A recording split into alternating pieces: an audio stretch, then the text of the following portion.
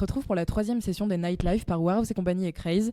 Mention spéciale à Le Bruit de Fond qui participe une nouvelle fois à la production du live et à nos 6 guests ici présents dont nous ferons la présentation comme à notre habitude et on les laissera débattre aussi pour la fin.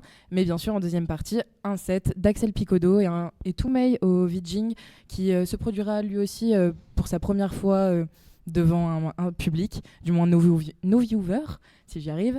Et donc du coup, je vais commencer par toi, Clara, community manager au sein du club NF34 et aussi connue pour avoir participé à beaucoup de choses. Tu nous en diras plus au Rex Club. Le micro marche. Et du coup, je voudrais te poser comme question, comment as-tu vu évoluer les choses et as-tu su t'adapter à chaque fois ? Alors, j'ai commencé au Rex en 2014, donc voilà, il y a assez longtemps maintenant. C'était quelque chose de très familial. Moi, j'ai commencé à la production et ensuite, je suis passée à la programmation. Et là, j'ai vraiment vu que l'industrie de la musique électronique était en train d'évoluer et qu'on allait vers quelque chose qui se monétisait beaucoup. Et que voilà, ça devenait une véritable industrie qui générait énormément d'argent.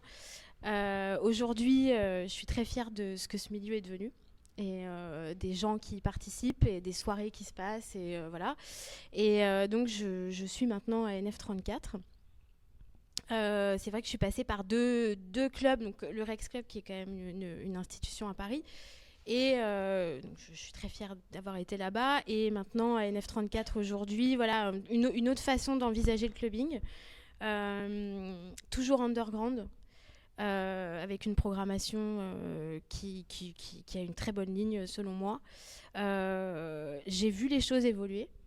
Elles évoluent à la fois bien et mal. Et voilà, donc ça après c'est un autre débat. Mais dont on laissera la place mais en la tout fin. Cas, voilà, je trouve qu'aujourd'hui la musique électronique, il y a vraiment beaucoup de personnes, et il y en a autour de la table qui participent au renouveau, à quelque chose de plus raw, comme on dit, de plus brut, et vraiment une vision différente des soirées, beaucoup plus libertaire, beaucoup plus avec en fait plus beaucoup de limites. Et moi c'est ce que j'aime en fait dans la nuit, c'est le no limit, voilà. Eh bien écoute, merci beaucoup pour toutes tes infos. Je passe donc à Léo qui est actuellement dans la création, même dans le lancement de son agence de photographe dont il fait lui-même partie. Et donc je voudrais te demander d'où est venue cette idée et comment as-tu fait pour créer tout ce qu'il y avait à créer pour faire une agence. Alors tout d'abord, bonsoir. Alors Emotion, en fait, c'est une agence qui a été créée début avril. Pourquoi on a créé cette agence ? Enfin, déjà de base, en fait, il faut savoir que moi je suis photographe dans le milieu de la nuit parisienne depuis environ maintenant 3 ans. Ça fait 3 ans que j'évolue dans ce milieu et 3 ans que j'ai vécu des galères comme des bons moments. Et en fait, avec 2 amis à moi, on s'est posé plusieurs questions et en fait, on voulait cadrer tout ça parce que il y a beaucoup en fait de problèmes qui se passent entre les photographes et les organisateurs qui peuvent être pas satisfaits du travail fourni par les photographes ou des photographes qui sont payés en retard ou qui sont des fois pas payés ou tout simplement pas mis à leur juste valeur. Du coup, en fait, Emotion a été créé dans 2 buts. En fait, de mettre en valeur en fait les jeunes photographes de la nuit parisienne qui sont en pleine effervescence actuelle, et aussi en fait de cadrer en fait toute cette structure, de structurer en fait tout simplement en fait tout ça et apporter vraiment un cadre et une structure à tous ces photographes. Et également en fait ce qu'on veut faire c'est on est vraiment spécialisé en fait dans le milieu de la musique électronique. Et en gros, on veut vraiment booker des photographes qui seront en parfaite adéquation avec l'événement proposé.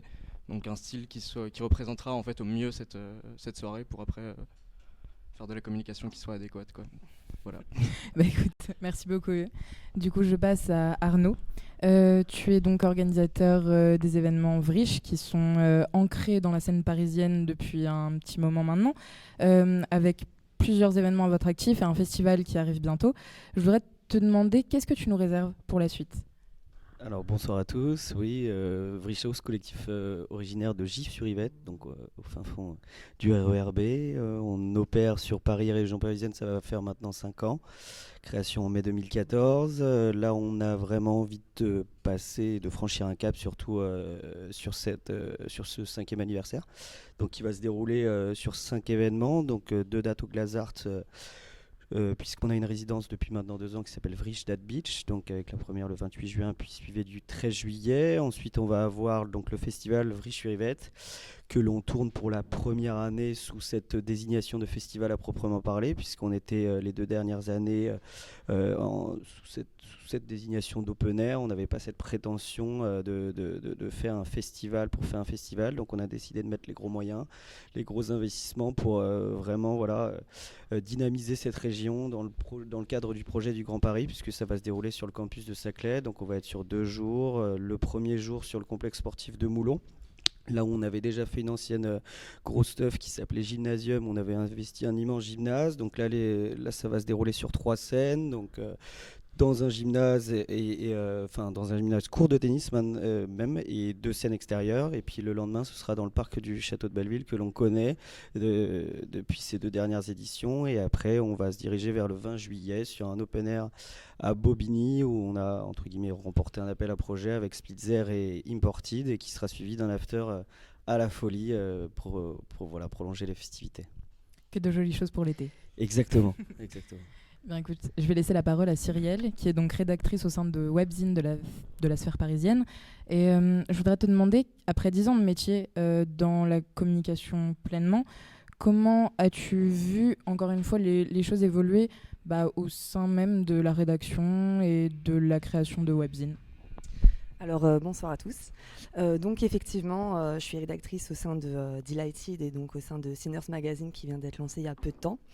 Donc c'est vrai que moi je suis rédactrice au sein de ce webzine depuis maintenant 2 ans. Donc il faut savoir que Delighted a été créé il y a maintenant 8 années par Victorien qui était passionné de musique électronique et notamment de techno. Donc c'est vrai qu'à l'époque il n'y avait pas autant de webzines que maintenant, donc ça a été l'un des premiers à se créer. Donc forcément la communication a évolué. À l'époque c'est vrai qu'il y avait beaucoup de labels qui justement démarchaient le webzine pour que nous on puisse écrire des articles derrière. Donc on avait toute une équipe de rédacteurs qui étaient présents justement pour promouvoir notamment les artistes, les labels et les collectifs. Donc c'est vrai qu'aujourd'hui par rapport à avant ça a évolué puisqu'il y a beaucoup de nouveaux collectifs et aujourd'hui j'essaye vraiment en fait d'être proactive dans ce milieu-là et continuer justement à promouvoir toutes ces soirées et tous ces collectifs, parce que c'est vrai qu'il y a beaucoup d'artistes émergents qui sont très talentueux et on les suit en fait dans leur démarche artistique. Et on fait tout justement pour que aujourd'hui ces artistes évoluent en fait. Et pour moi en fait le webzine c'est important parce que derrière en fait tous les jeux concours qu'on va également proposer, on a une qualité rédactionnelle pour justement présenter les artistes, dire ce qu'ils font, leur style de musique et voir comment ils évoluent dans le temps. Donc pour moi la communication elle passe aussi par les webzines. Merci beaucoup, et de toute façon les webzines sont clairement au sein de la communication actuelle. Je vais donc passer à Morgane. Avec ton crew, donc New Track, vous avez proposé énormément de formats depuis 6 ans. Vous avez fêté vos 6 ans, donc depuis bien un peu plus maintenant. Je voudrais vous demander comment vous êtes adapté à tous les changements, notamment dans le domaine de la communication, mais aussi par rapport à tous vos changements de format de soirée. Du coup, oui, New Track, ça fait 6 ans qu'on opère maintenant à Paris principalement. On a commencé avec le point éphémère, les apéros BPM, qui est notre base aujourd'hui.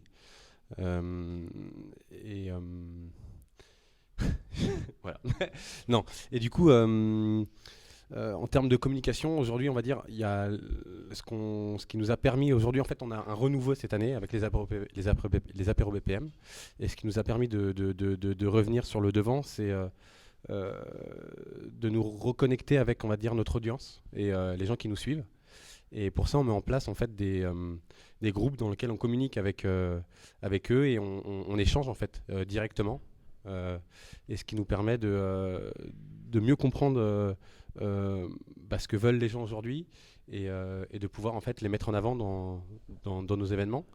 La première des choses qui a été faite, c'est d'avoir 2 scènes, donc une scène house, une scène techno dans la plupart de nos événements. Donc ce qui nous a permis de toucher vraiment de types de fêtards différents, des lieux dans lesquels on puisse se balader, vivre en fait aussi, donc des lieux où on puisse respirer. Et après, on va dire qu'au niveau des réseaux sociaux, pour adapter tout ça, on s'est adapté en fait au format que Facebook mettait en avant. Donc au début, on était sur de la photo. Après, on est passé à la vidéo. Là, aujourd'hui, on est sur le live. On a eu les GIFs, en fait. Et c'est des tendances où aujourd'hui, si on veut être mis en avant sur les réseaux sociaux, il faut suivre un petit peu ce que nous dictent les technologies. Voilà,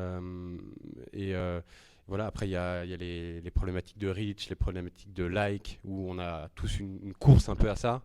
On a les webzines où voilà, on finit par payer pour avoir des articles et être mis en avant, avoir du contenu, etc.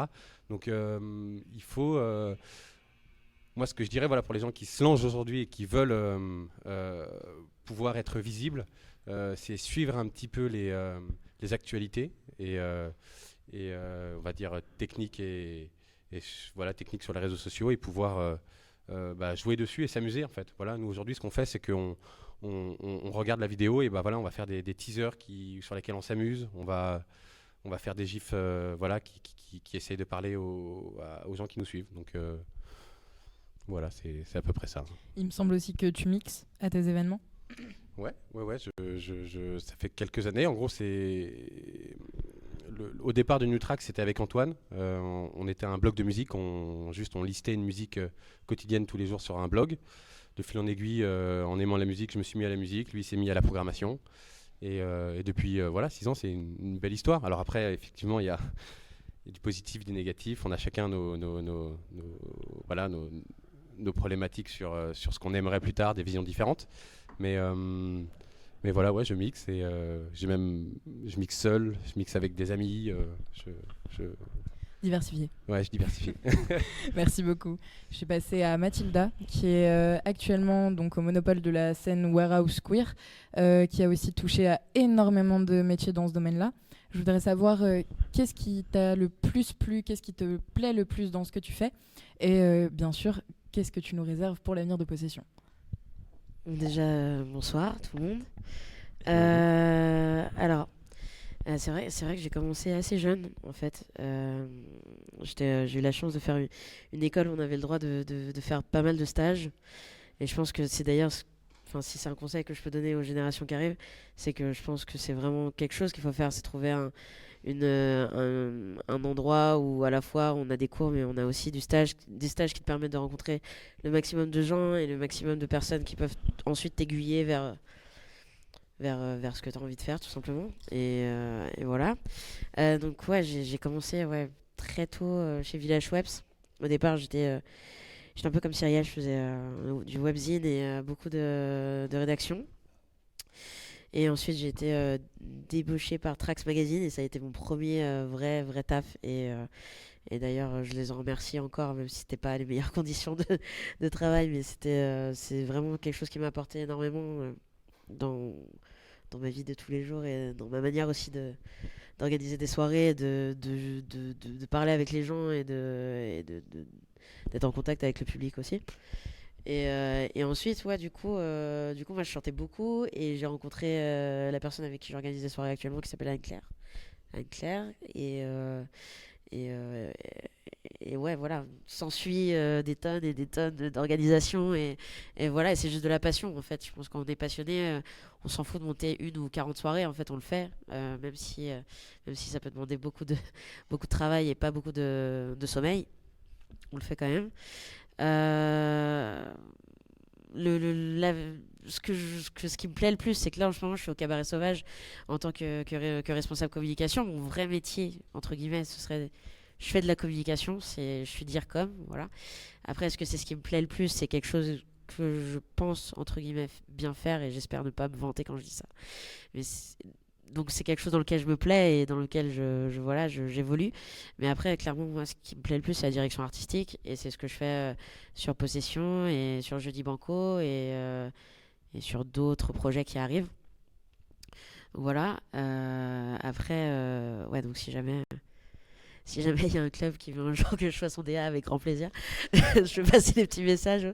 Non mais donc du coup tu me disais qu'est-ce que tu comptes nous réserver comme surprise pour l'avenir de Possession et aussi du coup le retour de Jeudi Banco aussi. Ouais. Alors le retour de Jeudi Banco, pourquoi?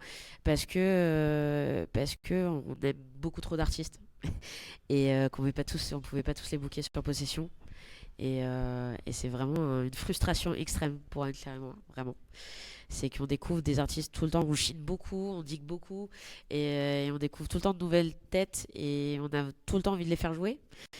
Et du coup, le but pour faire jouer ces artistes-là, c'est d'organiser de plus en plus de soirées finalement.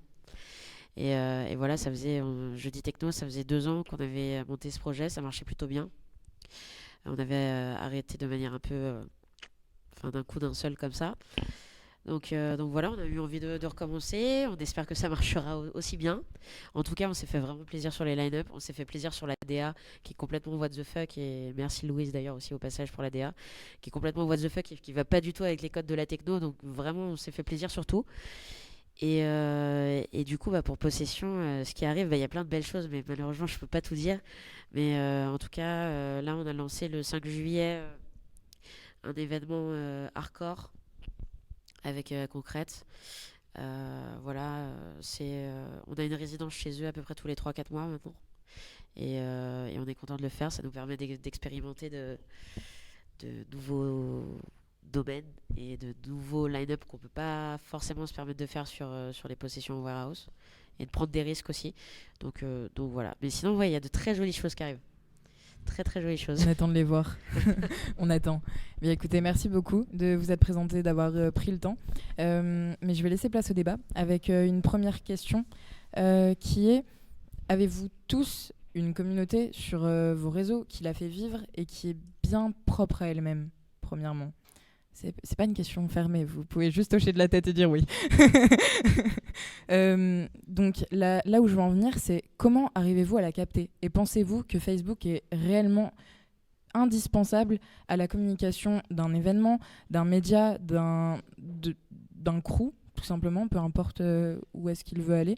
Et ne pensez-vous pas qu'il y a des nouvelles manières, ou plutôt avez-vous des envies de nouvelles manières de communiquer? Je pense plus particulièrement à Léo, avec la photo qui en ce moment... je n'ai pas vraiment de mots, mais c'est vrai que je vois de plus en plus d'albums photos, de crews qui communiquent grâce aux photos de leur ancien événement, comme disait Morgane dans les teasers, où on s'amuse, etc. Donc je pense que je vais te laisser la parole maintenant. Je pense que la photo, je pense que la photo est indispensable en fait, même par exemple la vidéo aussi, pour retranscrire en fait tout ce qui s'est passé pendant les événements, puis pour toucher les gens. La photo, généralement, ça raconte une histoire, comme une vidéo. Après, libre à nous de vouloir raconter une histoire. Il y en a d'autres, je sais, ils vont juste se concentrer sur d'autres choses ou quoi que ce soit. Mais je pense que la photo, en fait, ça touche des gens, ça fait vivre des émotions chez certaines personnes, ça leur retranscrit des choses qu'ils vont ressentir via cette photo ou cette vidéo. Donc je pense que c'est essentiel pour moi, c'est vraiment un outil de communication qui est essentiel, qui permet, l'image, en fait, on est dans une société actuellement où l'image est omniprésente partout. Et ce serait dommage de ne pas l'utiliser en fait, tout simplement. Et je pense que c'est clairement quelque chose d'indispensable en fait actuellement. Mais quand tu me dis ça, je pense beaucoup aux teasers de Vrichaus qui sont vraiment très explicites sur le sujet. On voit beaucoup d'événements open air, on voit beaucoup de gens danser en plein soleil. Et c'est un choix. Je pense que c'est un choix. Forcément, c'est un choix. Et puis je reviens sur tes questions des réseaux sociaux. Nous, en ce qui nous concerne, on est quand même issus d'un bled. Je vais citer GIF sur Yvette, mais Facebook nous a permis de tisser des liens avec ces gens-là en question, puisqu'on a commencé à organiser des petites teufs à petite échelle, 300-400 personnes. Et cette page Facebook nous a permis de rester vraiment connectés avec cette audience. Et puis ensuite de gagner Paris l'année qui suit notre création, à savoir donc 2015. C'est vrai que maintenant, on essaie de développer tous les canaux divers, je pense comme tout collectif à Paris qui se respecte, à savoir Instagram, on bosse aussi des newsletters et compagnie. Je pense qu'un site internet aussi maintenant c'est évident. On arrive même maintenant à communiquer via des SoundCloud. Donc je pense que c'est de plus en plus fondamental d'être à la page niveau média, niveau net plus ultra de la technologie, à savoir les live streams et compagnie. Et je rejoins Léo sur la photo, vidéo. C'est vrai que nous c'est fondamental d'avoir, je pense, un photographe sur chacun des grands événements, quitte à y mettre le prix, parce que je trouve que c'est vraiment un travail qui nécessite beaucoup de réactivité, être là au moment précis, capter l'instant présent, et puis après derrière il y a du travail de post-prod. Donc la photo vidéo pour moi c'est essentiel. Tu prendras Léo, j'espère. Photo, vidéo, pour moi c'est essentiel oui, dans la communication, à tel point que voilà, là on est en train de lancer ce festival et je m'appuie sur ces rushs en fait, des années qui précèdent, sur des montages qui me permettent maintenant de communiquer au jour d'aujourd'hui et qui parlent aux gens, puisque les gens arrivent à s'identifier tout simplement à ces moments qu'ils ont vécu sur les années qui précèdent. Donc c'est vrai que la photo pour moi reste un point d'orgue sur l'organisation des festivités, ouais, tout simplement. Je te vois prendre le micro, Clara. Non, c'est vrai qu'aujourd'hui, on se rend compte que c'est la vidéo qui marche très très bien sur les réseaux sociaux. Et qu'aujourd'hui, on voit énormément, voilà, donc déjà de live stream comme aujourd'hui par exemple. Mais c'est vrai qu'aujourd'hui, quand on veut communiquer sur une page Facebook comme la nôtre par exemple, il faut qu'on fasse des posts avec de la vidéo. Les gens aiment la vidéo. Je veux dire, on se prend des vidéos de Peggy Goo, Nina Kravitz sur des stages immenses, etc. Les gens, finalement, ils ont besoin en fait de voir les DJ en action. Chose qui n'était pas forcément le cas à une certaine époque, où le DJ n'était pas forcément au centre de l'attention. Tu as 10 ans, plus de 10 ans d'expérience. Voilà. À quel moment tu as senti que c'était important ? Je ne sais pas à quel moment le DJ est devenu en lui-même une image et quelqu'un qu'on a envie de regarder. Ça, je ne saurais pas identifier à quel moment c'est devenu, à quel moment les gens se sont tournés vers le DJ booth pour aller voir quelqu'un jouer. Mais à une époque, on n'allait pas forcément voir quelqu'un jouer, on allait écouter, voilà. Mais aujourd'hui, les gens ont besoin de voir. Donc c'est important et c'est vrai que tu fais bien d'aborder le sujet. Voilà, les gens ont besoin d'images, les gens ont besoin de vidéos. Et du coup, effectivement, on n'est pas forcément obligé de passer par Facebook. On peut très bien mettre soi-même ses vidéos en ligne sur son site internet ou ailleurs. Mais voilà, juste pour dire que c'était un peu le nerf de la guerre aujourd'hui, je pense, en termes de communication. Mais d'ailleurs, je te vois prendre le micro et c'est justement à toi que je voulais poser une question. Toi, Clara, tu fais de la communication en club. Toi, Mathilda, tu en fais en club et tu en fais... Enfin, je vais plus parler de ce que tu fais en warehouse. Battez-vous. Dites-moi les points différents. Attends, avant j'avais son travail. On peut pas se battre, on se connaît trop. Bah ouais. On est trop proches. Non mais trouvez-moi les points différents. Non mais réellement différents. En fait, justement, ce que j'allais dire, c'est que moi, par exemple, sur Possession, je vais éviter de trop communiquer sur de la vidéo parce que moi je préfère que les gens se déplacent pour venir voir les artistes. C'est-à-dire qu'en gros je vais faire des lives de temps en temps sur les débuts de soirée, mais ça va plus être pour dire aux gens qui sont sur l'événement, genre venez, c'est trop bien, dépêchez-vous de venir, tu vois. Mais pas pour que les autres voient comment ça se passe chez nous. Je suis plutôt adepte de ce côté qui plaît pas à tout le monde, mais ce côté où on arrête les portables en soirée, où on met une petite vignette, etc. Pourquoi ? Je vais m'expliquer. Parce que à Possession, j'aime penser qu'on se sent encore libre de faire ce qu'on veut de son corps. Et les vidéos empêchent ce genre de choses, empêchent aux gens de se lâcher. Et c'est d'ailleurs pour ça que je me sens aussi bien dans les clubs à Berlin ou dans les clubs où il n'y a pas de téléphone. Voilà. À Paris, je crois qu'il y a la Concrète qui fait ça, il me semble, mais bon. C'est pas vraiment ultra respecté. Mais ouais, je préfère que les gens viennent d'eux-mêmes, viennent découvrir le concept plutôt qu'ils le découvrent sur une vidéo. Voilà. Par contre, moi, la photo, c'est quelque chose qui me plaît vachement. Et ça va être, et ça va être quelque chose qui va... Moi, je vais pas me concentrer sur l'artiste. Enfin, ma photographe ne va pas se concentrer sur l'artiste. On a une photographe qu'on a pris depuis 4-5 éditions qui fait un boulot absolument incroyable. Et il y a une manière de se concentrer sur le public qui est pour moi extrêmement important. Et c'est d'ailleurs ce qui est maintenant propre à Possession. Nos photos, c'est presque exclusivement des scènes de love ou des scènes de partage ou des sourires ou de l'amitié ou des moments forts. Des moments forts, voilà, ou des câlins, des caresses ou des gouttes de sueur, des trucs comme ça qui font justement, qui retranscrivent l'ambiance de la teuf. Par exemple, la dernière, il faisait extrêmement chaud, mais c'était super. Moi, j'adore ce genre d'ambiance un peu, tu vois. Et sur les photos, tu voyais quoi ? Des corps presque nus, avec des gouttes, etc. Et pour moi, c'est quelque chose qui qui est fort et qui t'as pas besoin de vidéo pour retranscrire ça. Mais je me rappelle quand même, il y avait une vidéo de. Du coup, ce que je Tu vois, regarde tu voulais quand qu'on même se de batte. temps en temps. Non, mais il y a une vidéo que vous avez publiée, je pense que c'est Dax J qui fait un finish absolument magistral. Où il est Non, mais torse là, nu. pour le coup, ouais, c'est. Voilà, pour le coup, oui, Attends, vous postez des vidéos. Grâce Et à, là- non, mais c'est parce que c'était Dagji torse nu. T'as envie, voilà. Mais t'as envie de voir Ça se ce rate genre pas. de vidéo, quoi. Tu sens en fait dans cette vidéo que déjà les gens ils sont en transe devant. Tu sens qu'il y a une vraie, c'est en ébullition totale, quoi. Et voilà, c'est ce genre de vidéo qu'on a peut-être envie de voir aujourd'hui. Bah, Ça t'a donné envie d'y aller? Oui, ça m'a tout envie. Eh bah vas-y. Attends, Mais mais non, ça, mais- cette vidéo, elle a donné à beaucoup de gens envie de Mais venir. voilà, Eh non, bah, mais allez. du coup, ça c'est important. Mais ça, c'est ce pas des genre de vidéos que nous on a pris. Ça, c'est D'accord, des ok. vidéos qui est de sa femme, qui est sa Ok. tour manageuse, qui gère ses vidéos. Et parce que pour des artistes un peu plus gros, j'aime pas le terme artiste star, mais pour des artistes qui tournent pas mal sur des gros festivals, etc., faire de la promo aussi pour les soirées. Et d'ailleurs, merci à lui parce que on s'est bien fait connaître à l'international grâce à cette vidéo. C'est pour eux normal d'un point de vue marketing de faire aussi tourner les vidéos dans les soirées dans lesquelles ils sont. Surtout s'ils apprécient la soirée et que l'ambiance est au rendez-vous. C'est mieux en général. Pour revenir sur le côté photo, vidéo, je trouve que du côté organisateur, c'est plus un outil de communication en fait que un outil pour, on va dire, l'art de la photo en fait. Et donc du coup, à l'inverse, comme il se passe à Berlin, comme il se passe au Bergheim, au Péripat, à l'inverse, en fait, on essaye de dire en fait, on prend pas de photos déjà parce que ça devient en fait quelque chose de commercial, et aussi parce que on veut pouvoir faire ce qu'on veut dans un club sans qu'on soit à se dire bah, demain peut-être qu'au boulot en fait il y a une photo de moi qui va sortir en fait ils sont pas obligés de savoir qu'hier soir j'étais là, je fais ce que je veux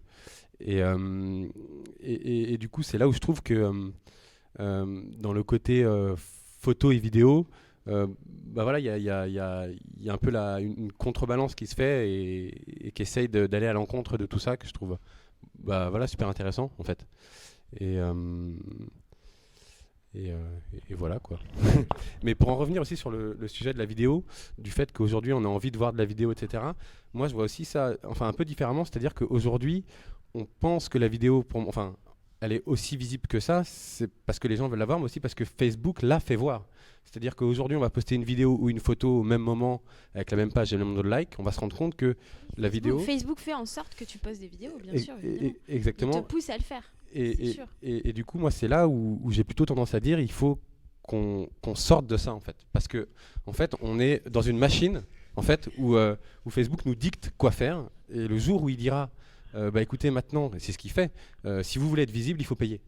Et donc, on se trouve dans une situation où on est tout le temps à vouloir, parce qu'on fait des événements de plus en plus gros, on a besoin de plus en plus de monde, etc. Donc, nous, on a besoin, en fait, d'être là en fait et de suivre même en fait de payer voilà et pour moi la solution aujourd'hui c'est de réussir à faire sortir sa communauté de Facebook et de la faire vivre mais pas par Instagram ou pas par SoundCloud. Tu travailles à l'international? Non, même pas, mais c'est à dire que aujourd'hui Je travaille pas du tout ta communication à l'international, parce que quand tu me parles de Facebook, je pense beaucoup à Resident Advisor. ouais. Il ne strike pas les événements. Oui, je suis d'accord. Resident Advisor, c'est assez basique, quoi. Ouais, ils sont. Mais il n'y a que des événements. Tu vois, t'as c'est plus ce que c'était, l'événement, hein. tu peux avoir quelques photos, etc. Mais globalement, ils se concentrent sur l'event. D'accord. Mais d'ailleurs, à l'époque. Non, mais après t'as des interviews d'artistes, t'as de la vidéo, etc. Tu vois, mais ce que je veux dire en termes d'événements, voilà, tu rentres ton event, t'as ta page avec tes events. Resident Advisor, c'est vraiment concentré sur les events. Mais ça permet énormément de ramener à l'international. J'en ai fait bien sûr. l'expérience. C'est considéré comme un annuaire d'événements déjà au départ. Ça n'a pas d'autre vocation que ça. Mais ça ramène énormément de public.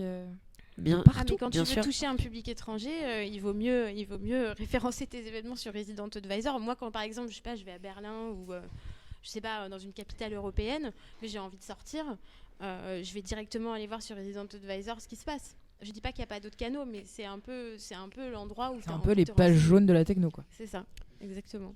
Mais sinon aussi pour toucher à l'international, c'est ce que font de plus en plus de collectifs, même si bon, je trouve pas ça, voilà, mais tu traduis tous tes textes en anglais aussi.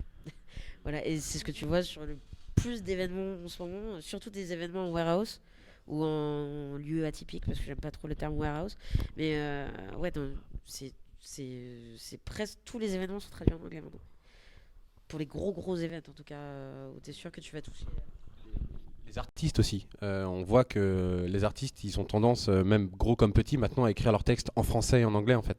C'est pour donner une dimension, pour toucher plus de monde. Mais moi, j'ai plutôt tendance à dire qu'aujourd'hui, si on veut avoir une communauté forte et pouvoir la tenir informée, faut pas avoir peur de retourner à des outils qui étaient, on va dire, moins connectés à Facebook, comme la newsletter, comme ça peut être son site internet, ou même basiquement le texto, en fait.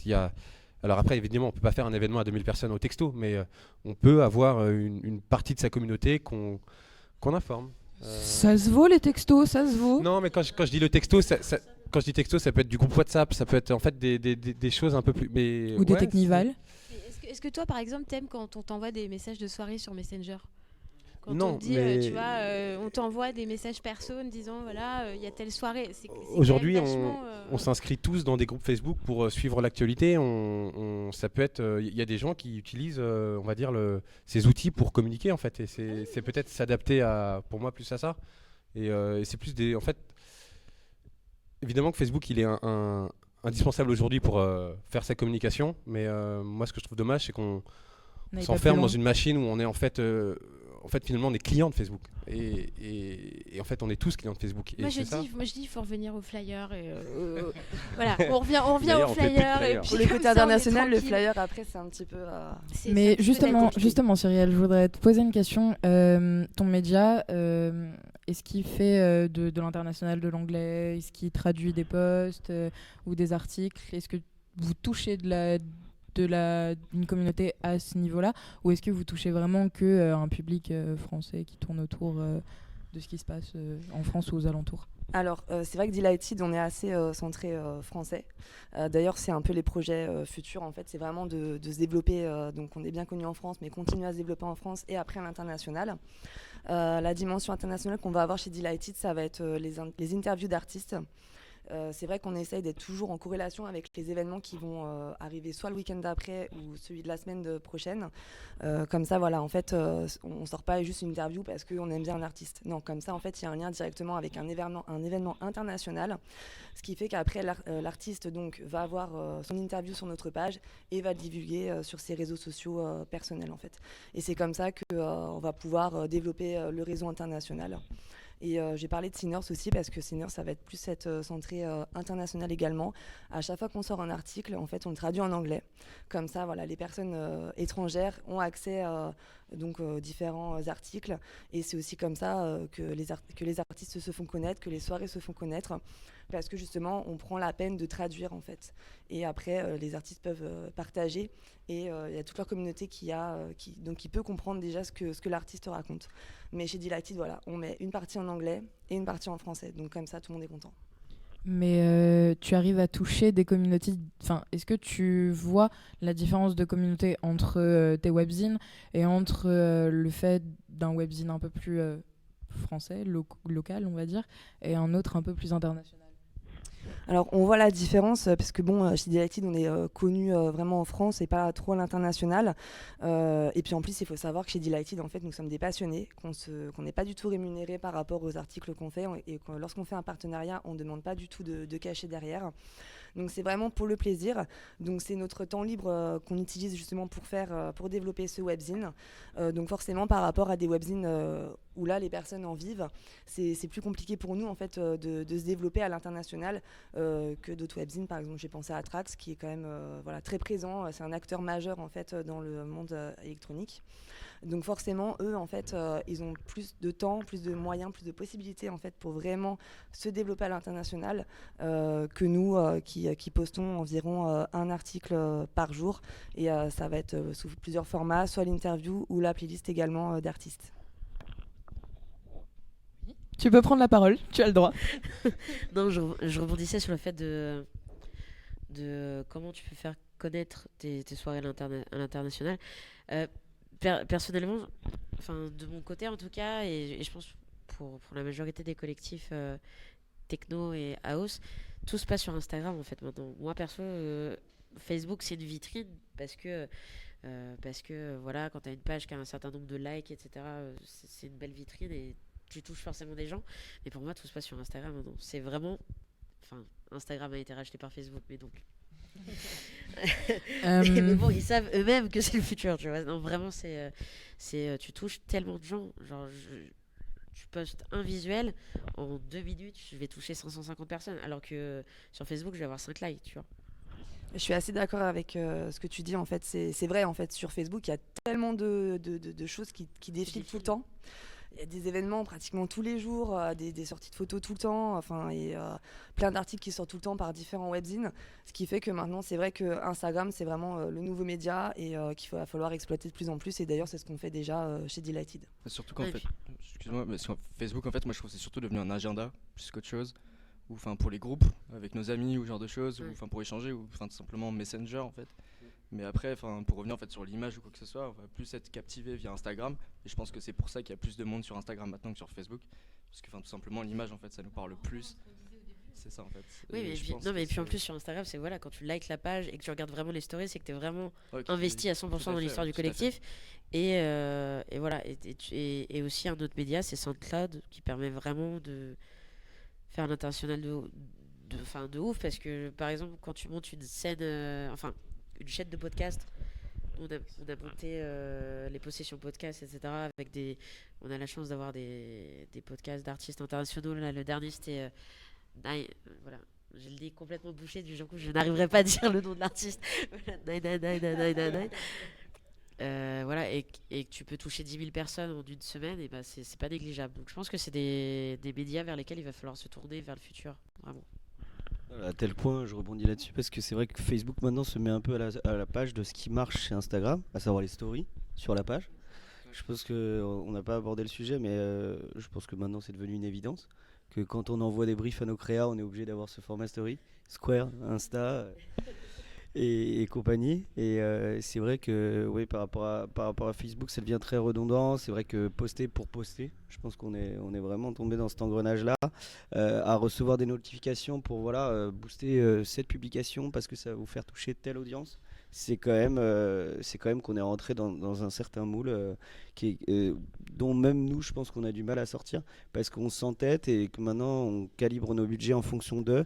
Et c'est vrai qu'Instagram maintenant, je pense, est vraiment le média sur lequel on puisse communiquer. Mais c'est vrai que Facebook se met à la page par rapport à ses stories et autres. Donc affaire à suivre. Mais on peut pas faire d'événements sur Instagram. C'est vrai, c'est délicat. Pas encore. Pas encore. Pas encore, mais c'est vrai si jamais vous passez par là. On attend.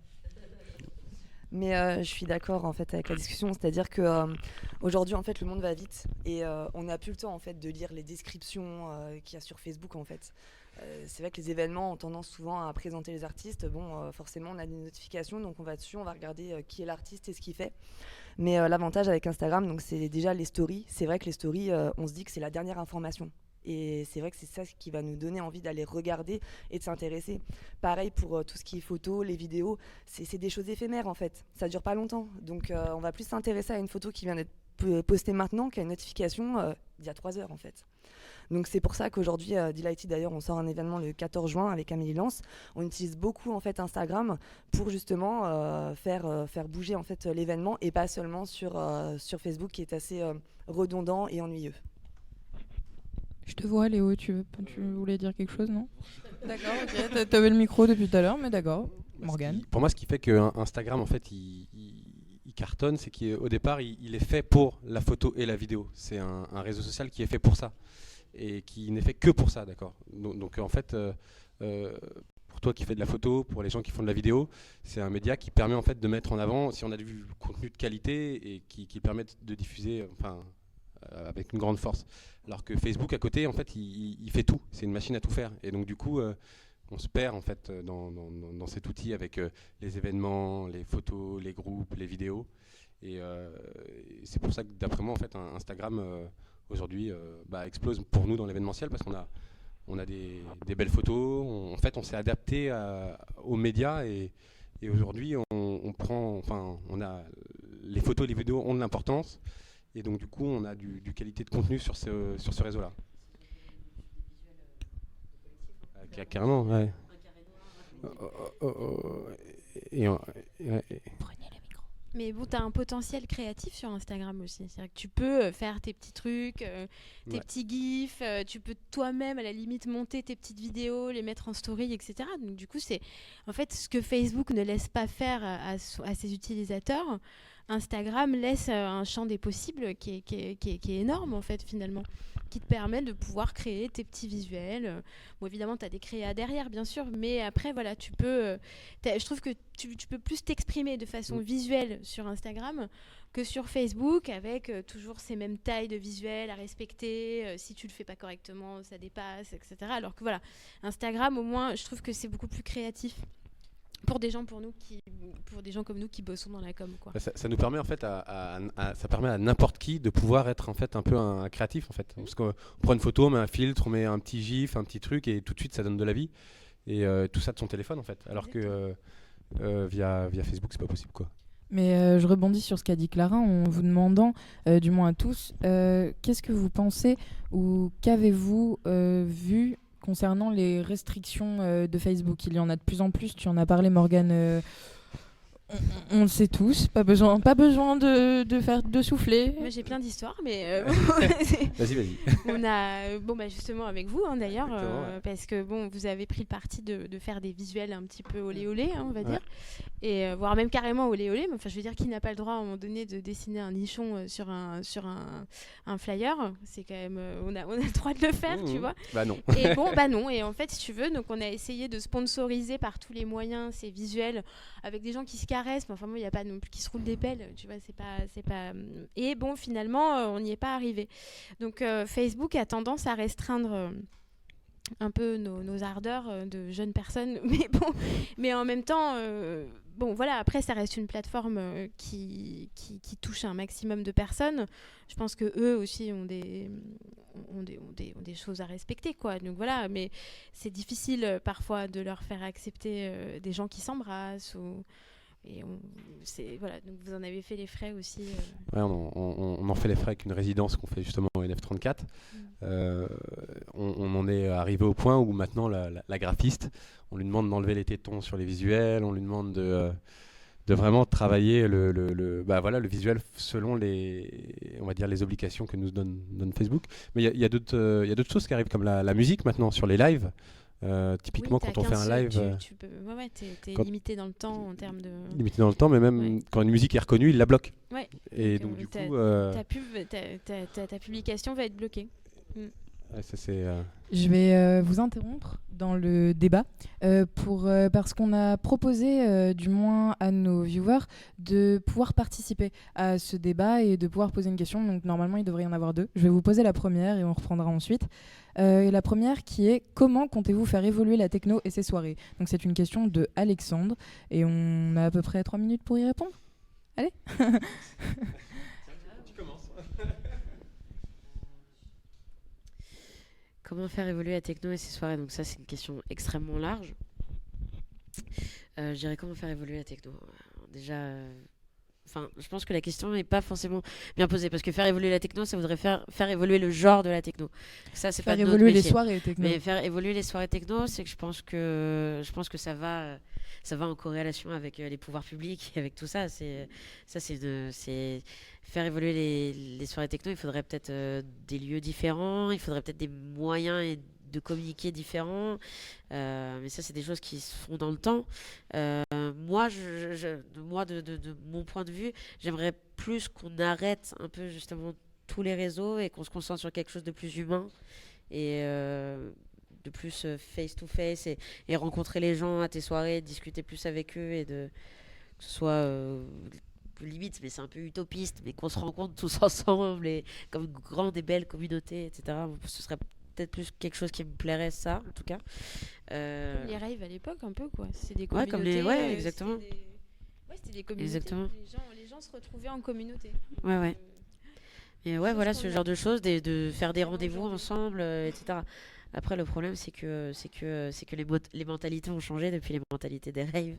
Et les gens, maintenant, ne se déplacent pas forcément à Perpète-les-Oies pour un event ou sont souvent déçus de ci ou de ça. Mais ouais, je pense que de mon côté, ce serait d'aller plus vers l'humain et d'aller plus vers la rencontre et la discussion. Et, voilà.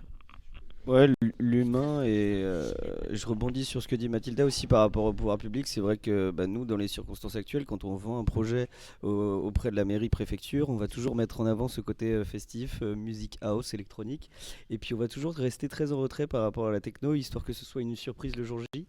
Mais c'est compliqué pour nous de se projeter, de vendre un projet quali en techno, vraiment de but en blanc comme ça auprès des pouvoirs publics, la mairie préfecture, parce qu'ils vont être très sur la réserve et forcément il va y avoir tous les stigmates qui ressortent et qui nous font défaut tout simplement. Est-ce qu'on choisit de mettre les pieds dans le plat directement et d'être franc droit dans le blanc des yeux avec ces gens-là, ou est-ce que non, on va un peu maquiller la manifestation?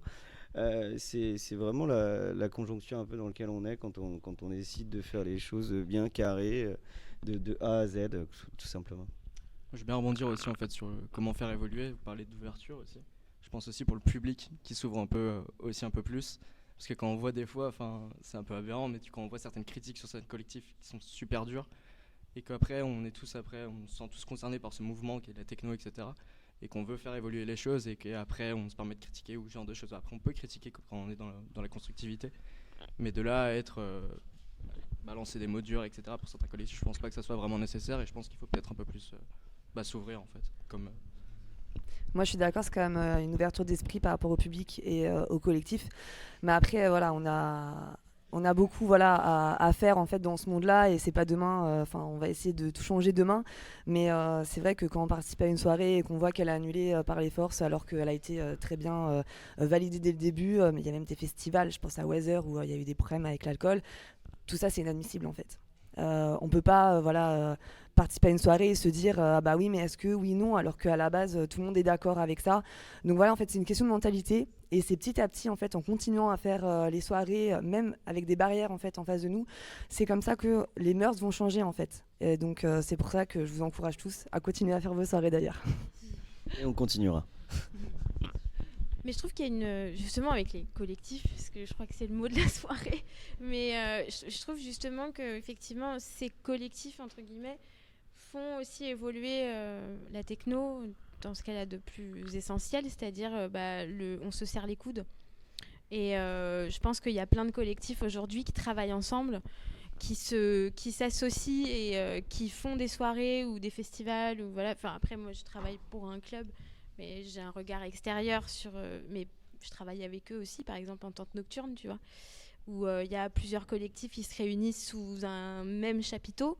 Je pense voilà, il y a une certaine philosophie de se serrer les coudes et de se dire que finalement collectif par collectif par collectif, si on s'associe tous ensemble, on va vraiment arriver à faire quelque chose de bien et à faire en sorte que la techno devienne quelque chose d'organisé, sans trop l'être non plus, parce qu'on a quand même envie de rester libre. Mais voilà, je sais pas si un jour vous avez prévu de créer un syndicat des collectifs ou quelque chose qui vous permettrait d'avoir une parole ouverte et précise. Moi, je trouve que justement, pour innover, plutôt que ce soit au public de s'adapter à nous, ça pourrait être l'inverse, de nous adapter au public. Et on pourrait imaginer des solutions. Alors après, je crois qu'on en a vite fait parler la dernière fois, mais on pourrait imaginer des situations dans lesquelles c'est le public qui va choisir, je sais pas, des timetables, des artistes, ou en gros... mais à part par le sondage, on peut pas faire ça. Oui, mais ça peut être une solution, ça peut être une innovation, faire sonder les gens et pourquoi pas... Personne l'a fait ça déjà ? Si, il y a la Chine... Non, c'est pas... C'est qui c'est qui a fait à Lyon là ? Crowdfunding ? Ouais. Est-ce que tu préfères celui-là ou celui-ci ? Ouais. Un lieu qui a 40 minutes à pied mais qui fait 3000 m2 ou un lieu qui a 10 minutes à pied mais qui fait 1000 m2 ? Mais on se confronte après à des problématiques qui sont de coûts, de problématiques de disponibilité d'artistes sur des dates, etc. Mais on pourrait imaginer un juste milieu ou peut-être un futur dans lequel en fait les artistes en fait c'est plus nous qui choisissons mais directement le public. Après je sais pas dans quelle mesure, mais ça pourrait être un moyen d'innover avec Internet quoi. J'ai une deuxième question. Si tu D'accord. veux dire quelque Non, chose mais avant. j'allais répondre à Clara en lui disant qu'il y a un collectif qui se crée à l'image de Technopole qui s'appelle Nuit Parallèle. Et sur tous les collectifs de warehouse qui vont se réunir, enfin qui se sont déjà réunis, et comme Socle aussi d'ailleurs, mais là c'est plus cette œuvre du genre microclimat, Alterpanam, etc., qui sont des formats encore différents des warehouse et encore différents du club. Mais voilà, Nuit Parallèle va exister. Enfin, existe déjà, va exister, et on essaye. Donc du coup, T'as lancé un sujet lancé qui le est- truc sans le vouloir. Je t'ai attrapé en plein vol. On peut reprendre après. J'ai 2 questions apparemment. La première est donc une question de Brad qui est: quels seront vos axes de différenciation quand les collectifs auront tous des line-up dingues et des photos post-soirée incroyables? Je rebondis juste à la question, parce que c'était quelque chose que je voulais vous poser concernant la concurrence. Comment vous allez faire pour vous démarquer, surtout dans le thème de la communication, comme a dit Brad, quand il y aura que des line-up incroyables et des post-soirées en photo et teaser. Qu'est-ce qui se passera à ce moment-là? C'est une super question, Brad. Ouais. Merci Brad. Merci Brad, on va en venir aux mains. Non, mais je pense que déjà, c'est ce qui est en train d'arriver, hein. On a quand même chaque week-end 3 ou 4 soirées avec des line-up incroyables. Par mois, on a 4 warehouses qui se ressemblent, je dirais, entre guillemets, sur les line-up, etc. C'est très compliqué d'avoir des artistes qui passent pas 5 fois dans l'année en warehouse, etc. Ça devient quand même assez compliqué.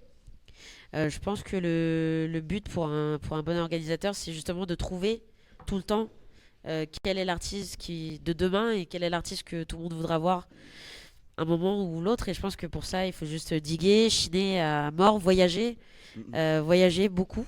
Clairement, genre découvrir des résidents d'autres collectifs, des résidents d'autres clubs, etc. Je pense que c'est comme ça qu'on peut se différencier. Et aussi pas forcément par la communication, mais par les lieux.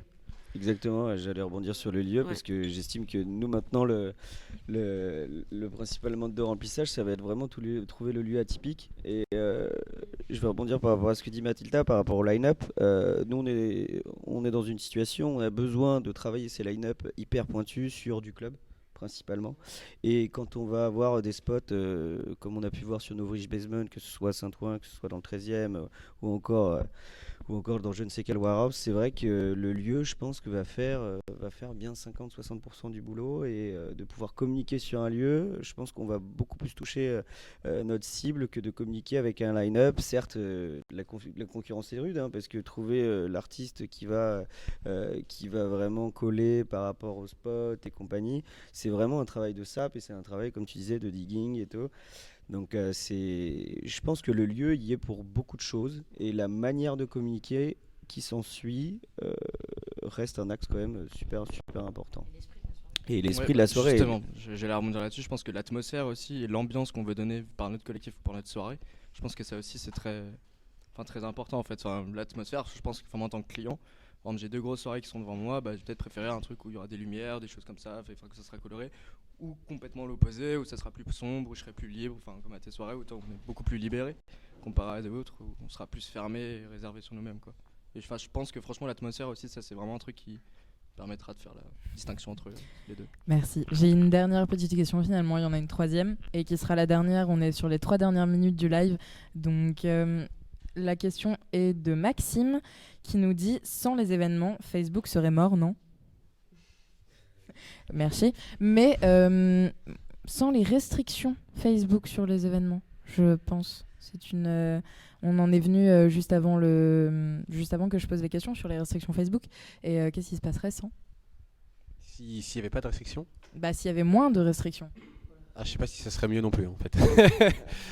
Parce que en fait on fait la course comme on a dit pour taper dans l'œil en fait et on va dire que il y en a qui iraient, je pense, trop loin en fait, comme on peut le voir en fait, mais il y a une limite que peut-être Facebook donne. Après on peut dire qu'elle est mauvaise, qu'elle est ou bonne en fait, mais moi je pense pas que ce soit une solution voilà, je pense pas que ça marcherait mieux s'il n'y avait pas de restrictions. répondre. Du coup, il y a un problème avec Facebook, c'est que Facebook va pas te bloquer des pages racistes, des pages homophobes. Il y a même des échanges de photos pédophiles sur Facebook. Il faut savoir, il y a plein de trucs absolument horribles qui sont pas du tout bloqués, mais par contre, ouais, tu vas mettre un téton sur un visuel, tout de suite, on crie, voilà. Perso, sincèrement, s'il y aurait un peu moins de restrictions, déjà, je pourrais vraiment mettre les teasers de mes VJ sur Facebook sans la version censurée, parce que voilà, et qui sont absolument magnifiques et voilà. Après, je pense que si c'est comme toi, tu préférais, je pense, avoir vraiment l'esprit de tes soirées sur tes visuels de gangbang.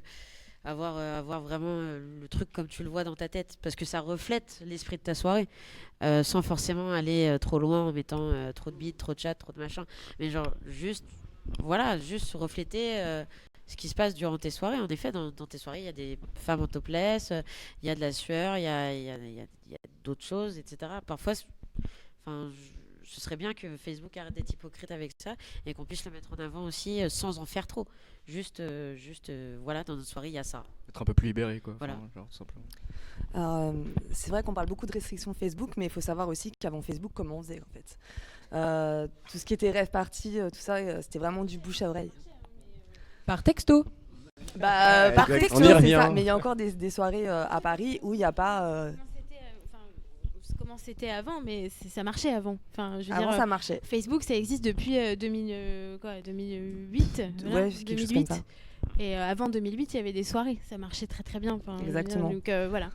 Ouais, mais regarde, la mentalité des gens a changé avec Mais oui, Facebook non, mais aussi. Ça a tout a évolué, en changé. fait, Tout a après, Avant, on changé. pouvait se permettre d'envoyer des textos et de se rejoindre à 100 km de Paname pour aller à une grosse teuf tous ensemble avec la banane au visage. Et maintenant, Moi, mes avec parents, Facebook, mes tout- parents, ils faisaient la teuf. Ils n'avaient pas de téléphone portable. Voilà, ils avaient C'était par Minitel. Moi aussi. Ils avaient un téléphone fixe, tu vois. Et voilà, donc si tu veux, ça marchait avant et ça marchera après parce qu'il y a un après aussi. Voilà. Je vais terminer sur ces beaux mots, qu'il y avait un avant et qu'il y aura un après et que c'est pas prêt de s'arrêter. C'est là depuis des années et C'était ma ce sera là conclusion. depuis les longtemps. Alors je vous remercie tous pour votre participation. Ça a été un débat que j'ai énormément apprécié parce que moi-même je travaille dans la communication. Du coup, ça m'a permis de m'enrichir beaucoup avec tous vos petits mots et vos petites envies et idées. Donc du coup, on se retrouvera pour la 4e session. Elle sera peut-être annoncée dans pas longtemps. On tchatchera sur le sujet, il n'y aura pas de problème. Mais en attendant, merci à tous et je laisse place au VJ de Toumei et au set d'Axel Piccolo.